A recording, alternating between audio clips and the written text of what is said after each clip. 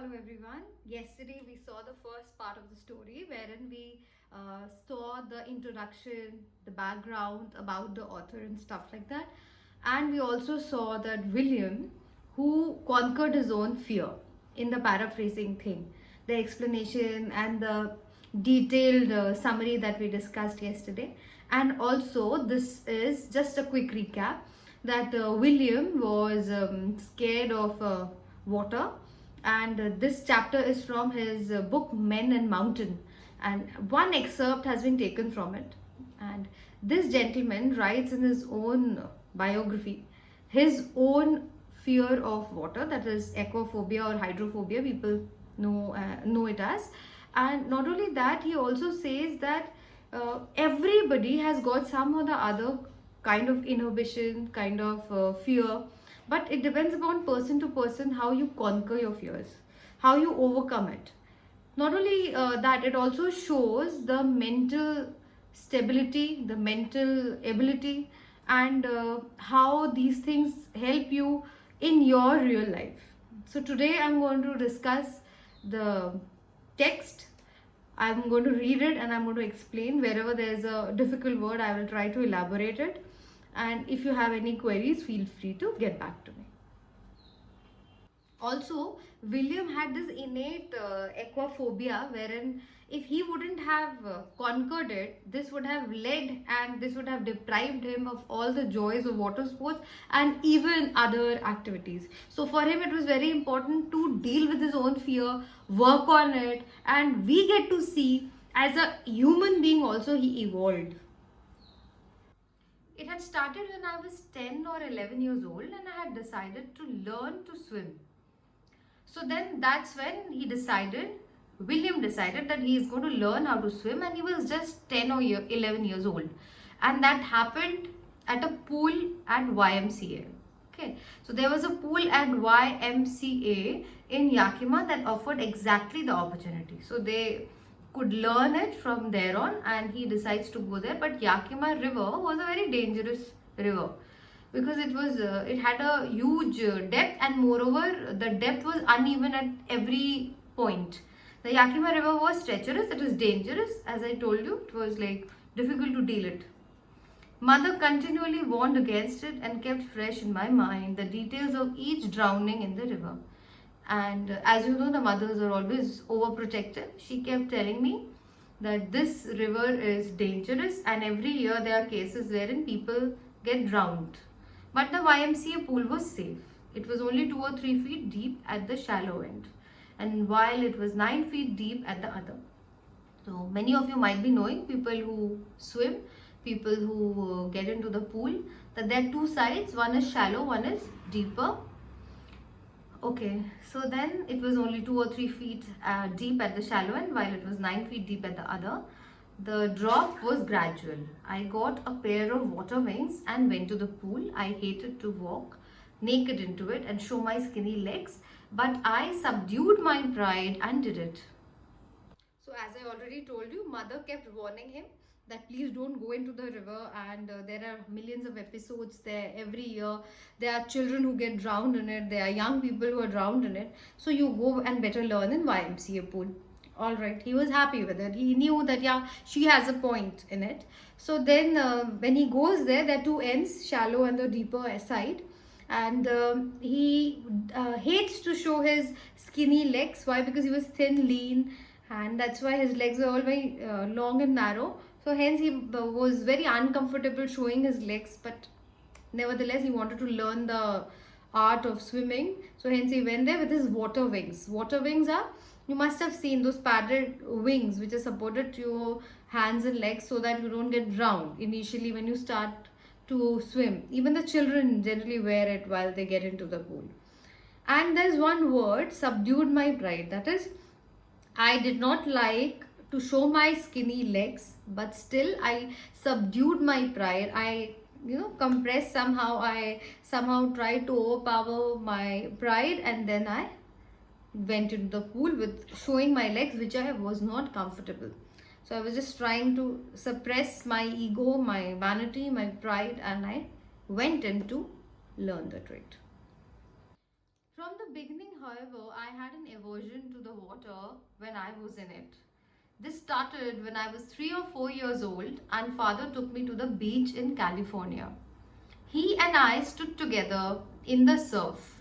I hung on to him, yet the waves knocked me down and swept over me. I was buried in water. My breath was gone. I was frightened. Father laughed, but there was terror in my heart at the overpowering force of the waves. So the writer says from the beginning only I had an aversion towards water. Aversion means a phobia towards water, and this all started when I was very young and I was taken to a beach by my father in California. So while I was standing there at the beach, there's a word called surf. Surf is the edge of the wave. Right? The wave came in and he was standing there with his father. All of a sudden he was very young. So one big wave engulfed him and he was buried inside the water.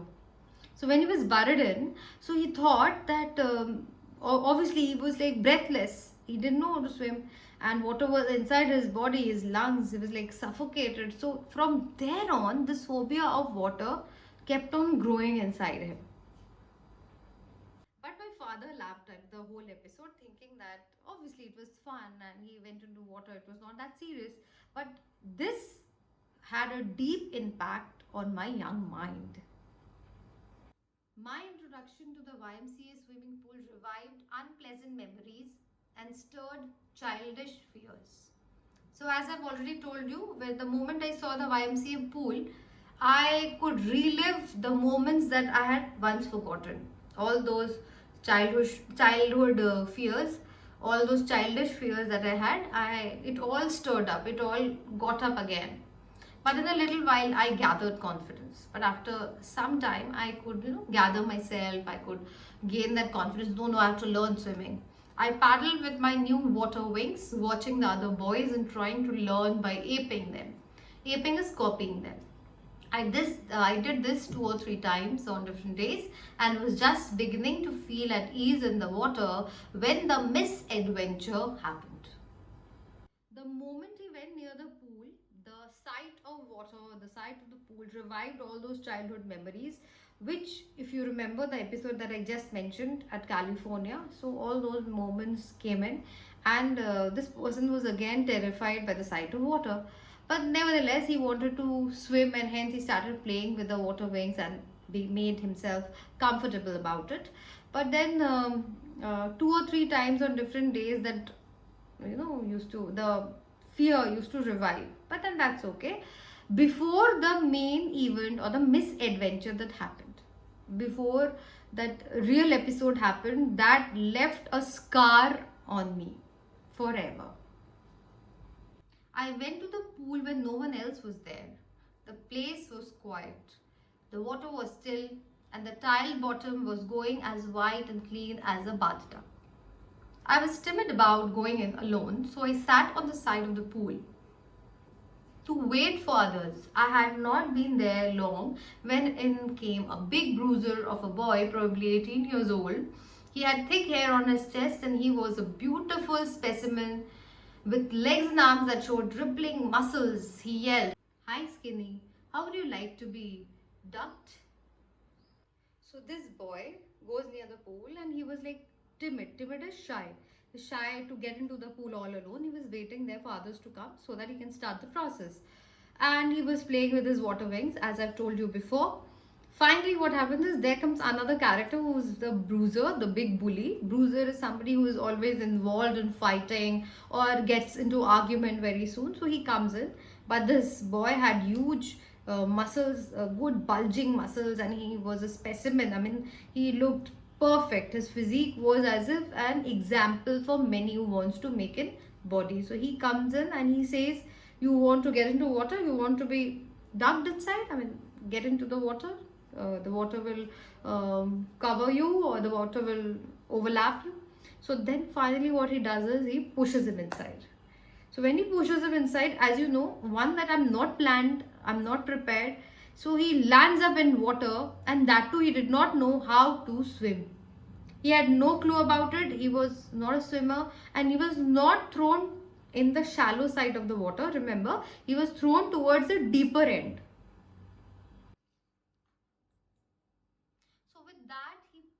up and tossed me into the deeper end, and I landed in the sitting position, swallowed water, and went at once to the bottom. I was frightened, but not yet frightened out of my wits. On the way down, I planned. When my feet hit the bottom, I would make a big jump, come to the surface, lie flat on it, and paddle to the edge of the pool. So what happened was I was tossed into water, as I told you, tossed this thrown into water, and I landed in the sitting position, swallowed a lot of water, and went at once to the bottom. So I hit the bottom and I was like frightened, but not yell frightened out of my wits. Means I could understand what is exactly happening. Out of my wits is I was in my senses. I was frightened, I was scared, but I was in my senses. I did not lose my intelligence to know what is exactly happening. On the way down, I planned. When my feet hit the bottom, I would make a big jump, come to the surface, lie flat on it, and paddle to the edge of the pool. That is, obviously I was lying there flat, and I was trying to paddle, trying to use my legs to come to the edge of the pool, come to the top of the surface. It seemed a long way down. Those 9 feet were more like 90. And before I touched bottom, my lungs were ready to burst. But when my feet hit bottom, I summoned all my strength and made what I thought was a great spring upwards. So obviously that 9 feet in the pool was like 90 feet. And the moment before I could touch the bottom, my lungs were full with water and I didn't know how to go about it.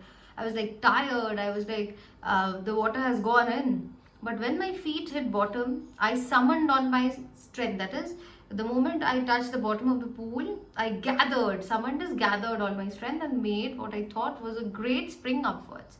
So I tried to get back to the surface by putting in all my strength. I imagined I would bob to the surface like a cork. And I thought that I am going to come to the surface just like, you must have seen a cork, no? The shampoo bottle or the beer bottle or anything has got a cork sort of a thing. The moment you open it, the entire thing oozes out with force. So I thought I'm going to do that and I'm going to hit the surface like a cork. Instead, I came up slowly. I opened my eyes and saw nothing but water. Water that had a dirty yellow tinge to it. I grew panicky. So then I could not do that, but all I could see was water everywhere, and that water looked yellow in color because of the reflection of light there. So I reached up if to grab a rope, and my hands clenched only at water. So I was trying to find out rope. I was trying to hold on to something so that I can push myself up. But unfortunately, I could not get anything other than water. I was suffocating. I tried to yell, but no sound came out. Then my eyes and nose came out of water, but not my mouth. So I wanted to come out of it. I was feeling suffocated. I tried to yell, scream, shout, but no sound came in. All my voice was inside the pool only. But then my eyes and nose came out of water, but not my mouth. I could not come out, only my eyes and nose could come out. I failed at the surface of the water, swallowed and choked. I tried to bring my legs up, but they hung as dead weights, paralyzed and rigid. A great force was pulling me under. I screamed, but only the water heard me. I had started on the long journey back to the bottom of the pool. I struck at the water as I went down, expending my force, my strength, as one in a nightmare fights an irresistible force. I had lost all my breath. My lungs ached, my heart throbbed. I was getting dizzy, but I remembered the strategy. I would spring from the bottom to the top like a cork to the surface. I would lie flat on water, strike out with my arms and thrash with my legs. Then I would get to the edge of the pool and be safe. William waved his hand, waved his hand in order to seek help from people. But there was nobody around who could help him. He was feeling suffocated inside. He was feeling agitated. He wanted to come out. But there was some force that was trying to pull it down.